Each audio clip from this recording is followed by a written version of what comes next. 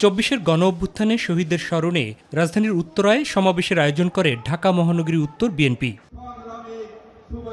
প্রধান অতিথির বক্তব্যে বিএনপি মহাসচিব ফ্যাসিবাদের বিরুদ্ধে ঐক্যের আহ্বান তুলে ধরে কোনোভাবেই যাতে আর আওয়ামী লীগ ফিরতে না পারে সে ব্যাপারেও সবাইকে সতর্ক করেন। তখন চূড়ান্ত হবে যখন তাদেরকে আমরা রাজনৈতিকভাবে সম্পূর্ণ নিশ্চিহ্ন করতে পারব। যারা লুটপাট করে, যারা ব্যাংক লুট করে, যারা চাঁদাবাজি করে, যারা মানুষের সম্পত্তি লুট করে নিয়ে যায়, তাদের বিরুদ্ধে আমাদের কোন রকমের আপোষ থাকবে না।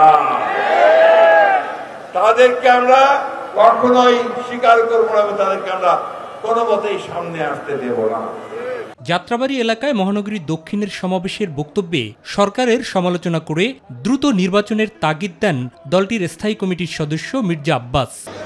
নির্বাচন নিয়ে তো করে বসি কেন আমি বুঝতে পারি না।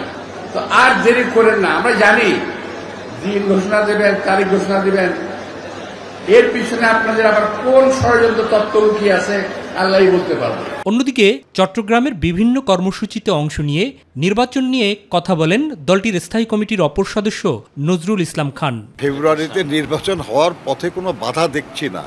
আমরা অপেক্ষা করছি যে শিগগিরই সরকার এই ব্যাপারে তাদের বক্তব্য, সুস্পষ্ট বক্তব্য নিয়ে আসবেন। জুলাই সনদের ভিত্তিতেই আগামীতে রাষ্ট্র পরিচালনায় রাজনৈতিক দলগুলো একমত হবেন বলে মনে করেন স্থায়ী কমিটির অপর সদস্য সালাউদ্দিন আহমেদ। আশা করি সবাই ঐক্যমতের ভিত্তিতে এই রাষ্ট্র গঠন প্রক্রিয়ায় একমত থাকবে। ফ্যাসিবাদ বিরোধী জাতীয় ঐক্য আমাদের শক্তি হবে। এর আগে হেফাজত ইসলামের প্রয়াত সাবেক আমির মাওলানা শাহ আহমদ শফির কবর জিয়ারত করেন বিএনপি নেতারা। মাহবুব সৈকত, মাই টিভি, ঢাকা।